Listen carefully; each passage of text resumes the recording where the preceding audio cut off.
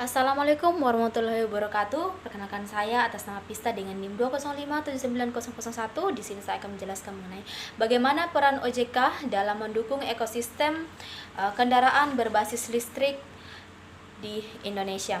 Yang pertama, di slide pertama saya akan menjelaskan mengenai latar belakang dari KBLB sendiri. Nah, yang melatar belakangi pengembangan KBLB yaitu yang pertama yaitu harga minyak mentah yang masih sangat tinggi di dunia. Untuk saat ini masih dipicu oleh kondisi Ukraina dan Rusia yang masih mengalami perang, dan ini adalah menjadi faktor utama mengapa minyak mentah masih sangat tinggi. Dan yang kedua yaitu karena adanya beban subsidi yang masih sangat meningkat, dan yang ketiga yaitu karena emisi gas rumah kaca. Nah, di slide selanjutnya saya akan menjelaskan mengenai pengembangan industri otomotif berbasis listrik dan bagaimana dampak positifnya terhadap lingkungan. Nah, pengembangan otomotif berbasis listrik untuk dampak positifnya bagi lingkungan, yang pertama yaitu akan menghemat bahan bakar. Dengan adanya penghematan bahan bakar, maka akan mengurangi polusi udara seperti yang tertera di slide di atas. Kemudian yang kedua yaitu akan mengurangi emisi karbon.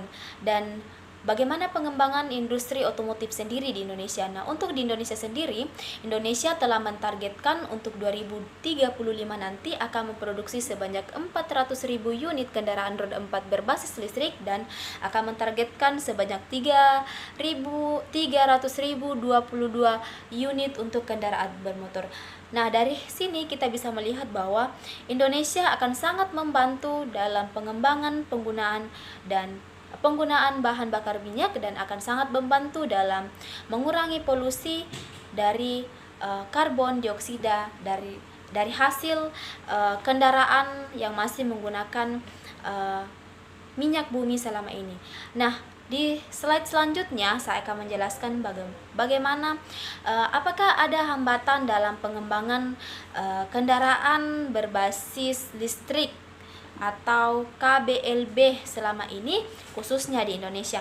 Nah, hambatan pengembangan KBLBB sendiri di Indonesia yang pertama dipicu oleh stasiun pengisian kendaraan listrik umum atau SPKM itu masih sangat minim di Indonesia.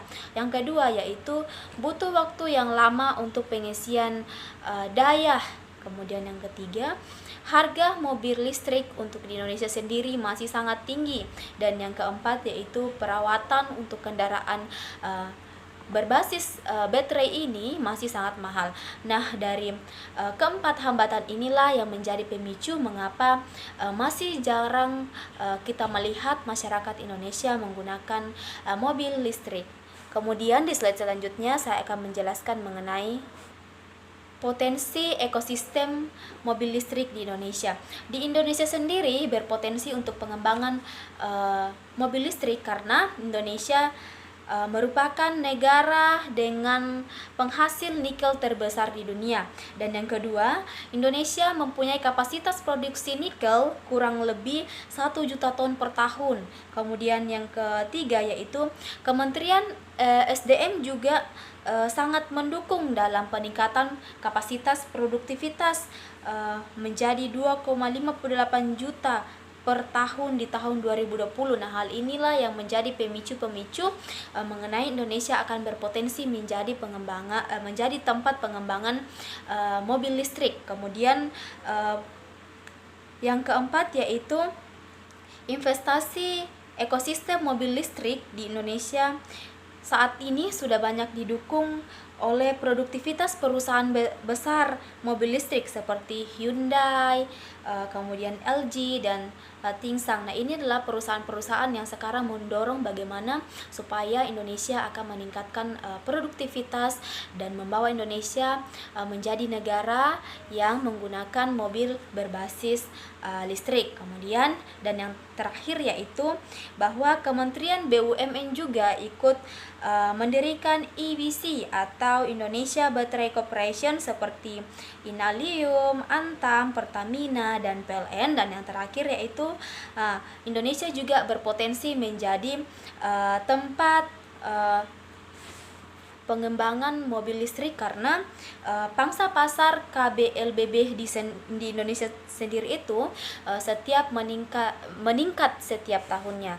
Nah, kemudian di slide berikutnya saya akan menjelaskan mengenai kebijakan OJK dalam mendukung pengembangan KBLBB sendiri. Nah, di sektor perbankan, OJK yang pertama melakukan relaksasi resiko ATMR sebanyak 50% dalam rangka produksi dan konsumsi KBLBB. Kemudian yang kedua, penilaian satu pilar untuk pembelian mobil listrik. Nah, yang ketiga, pengkategorian penyaluran dana dalam rangka produksi KBLBB beserta infrastrukturnya. Dan yang keempat yaitu penyediaan dana kepada debitur dengan tujuan pembelian KBLBB atau pengembangan industri hulu dari KBLBB seperti baterai, kemudian charging dan juga station. Nah, kemudian kebijakan OJK sendiri juga dalam mendukung pengembangan KBLBB di bidang sektor pasar modal.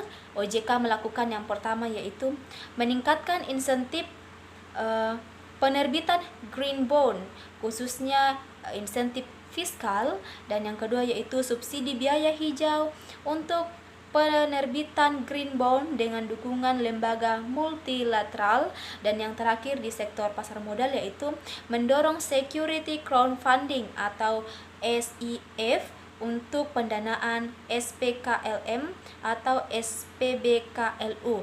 Nah, kemudian di sektor IKNB sendiri, OJK melakukan yang pertama yaitu pengembangan produksi asuransi untuk KBLBB dan SPKLU atau SPBKLU. Kemudian OJK juga melakukan yang kedua yaitu mengkaji pemberian insentif untuk pembiayaan KBLBB oleh perusahaan pembiayaan, dan yang terakhir yaitu mendorong peranan perusahaan penjaminan dan LKK dalam pembiayaan KBLBB dan SPKLM atau SPBKLU. Nah, itulah peranan-peranan OJK dalam mendukung bagaimana pengembangan dari motor listrik sendiri Indonesia. Sekian dari penjelasan dari saya, mohon kurang dan lebihnya mohon dimaafkan. Terima kasih.